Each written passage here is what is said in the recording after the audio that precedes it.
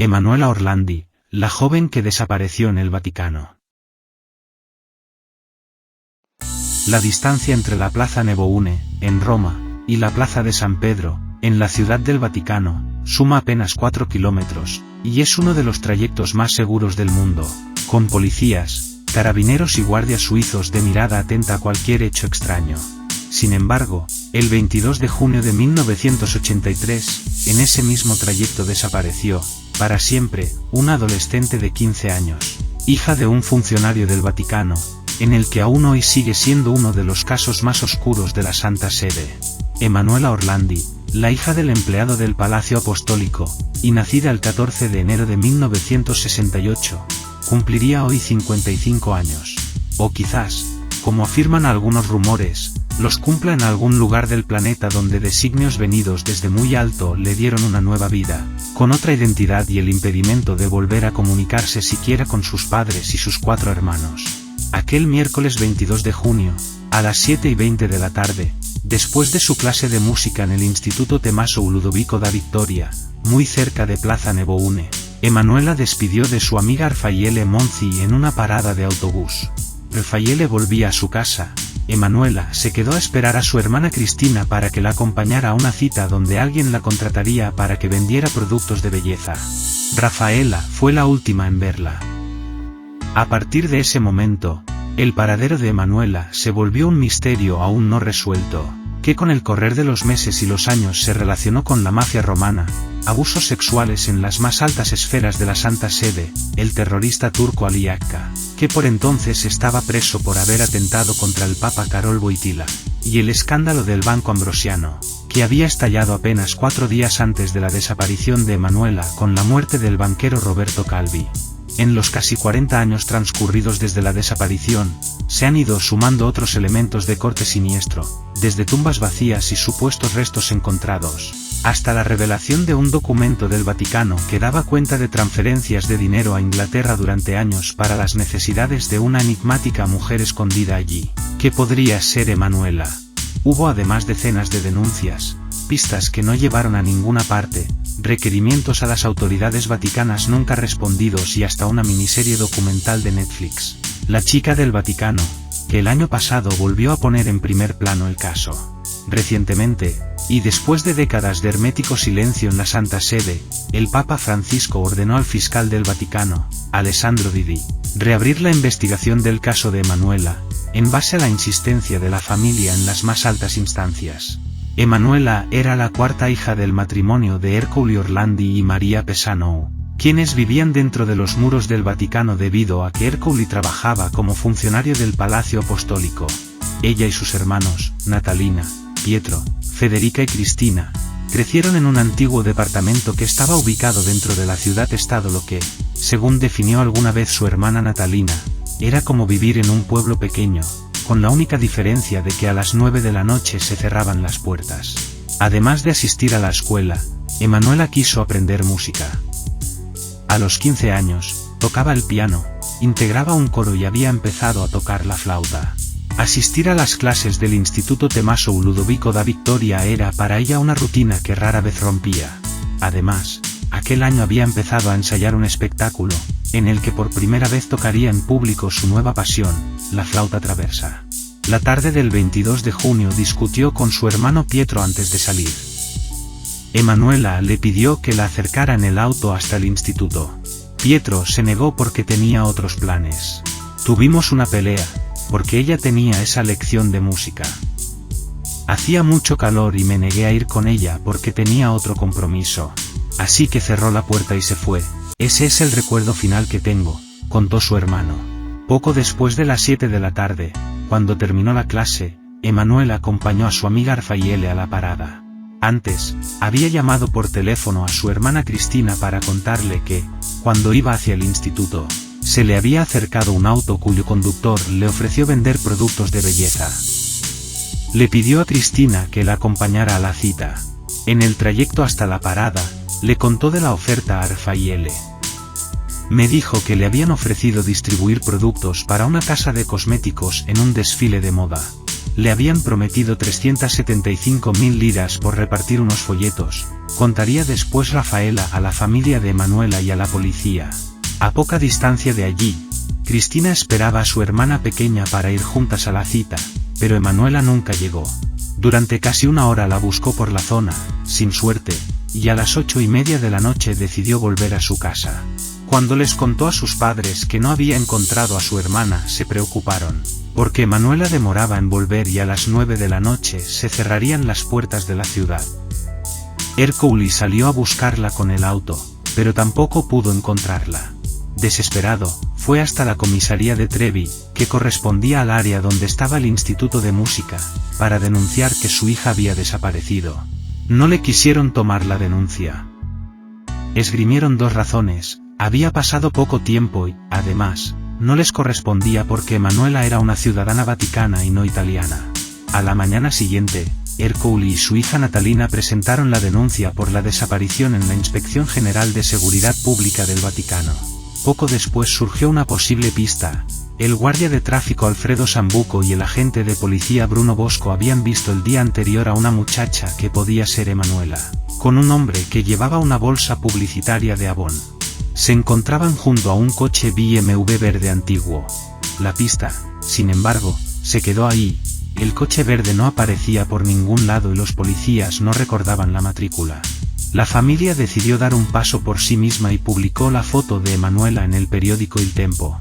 Pedían a quien tuviera alguna información sobre su paradero los llamara a su teléfono particular. Durante los siguientes 10 días recibieron cientos de llamadas, pero ninguna aportó nada, ni a la familia ni a la investigación policial. El Vaticano demoró 10 días en referirse al asunto. Por fin, el domingo 3 de julio, en el Angelus, Juan Pablo II dijo que no perdía la esperanza en que Emanuela fuera encontrada, y apeló a la humanidad de los responsables del caso. La declaración llamó la atención de los periódicos, porque si algo medían las altas esferas del Vaticano eran las palabras en cada pronunciamiento oficial, y Wojtyła insinuaba que podía tratarse de un secuestro. Resultó extraño, porque nadie se había comunicado todavía con la familia ni con la policía para exigir un rescate o hacer alguna otra demanda por la liberación de Emanuela. Las palabras del pontífice desencadenaron una reacción. El 5 de julio, un hombre con acento inglés que se identificó como el americano, y que decía ser parte de una organización, hizo una demanda concreta a cambio de la liberación de la adolescente, a la que supuestamente su grupo tenía secuestrada. El Papa Wojtyła debe intervenir para lograr la liberación de Ali Akka antes del 20 de julio. Akka llevaba 2 años preso por intentar asesinar a Juan Pablo II el 13 de mayo de 1981. Enseguida se precipitaron los acontecimientos.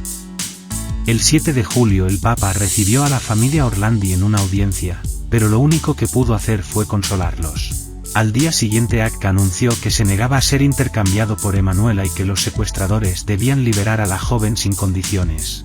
En los meses sucesivos, las intervenciones de Juan Pablo II y de Akka en el caso siguieron generando interrogantes. El 24 de diciembre, Karol Wojtyła visitó a la familia Orlandi en su casa, donde volvió a intentar darle consuelo, pero antes de irse pronunció una frase enigmática: "El de Emanuela es un caso de terrorismo internacional". No les explicó por qué, y ninguno de los Orlandi se atrevió a preguntarle. Akka volvió a negarse a ser intercambiado por Emanuela y dijo que el adolescente era rehén de la logia masónica Propaganda Due. Poco después se contradijo y culpó del presunto secuestro a la organización turca Lobos Grises. A todo esto, desde hacía meses, la familia Orlandi había dejado las comunicaciones telefónicas con los presuntos secuestradores en manos de Gennaro Egidio, un abogado recomendado por los servicios secretos italianos. El americano se comunicó con él 16 veces, y en 2 ocasiones le hizo escuchar grabaciones en las que una chica que según él era Emanuela, gritaba mientras era torturada. Fue durante una de las últimas llamadas. Después el americano desaparecería para siempre. Durante casi 20 años no hubo novedades sobre el caso. Ercole Orlandi murió el 4 de marzo de 2004 sin saber nada sobre la suerte que había corrido su hija. Poco después se produjo una verdadera explosión de nuevas pistas, a partir de testimonios diversos. Fue como si alguien hubiera querido poner el tema nuevamente en el tapete, pero no para aclararlo sino para confundir aún más, y también para cobrarse viejas deudas.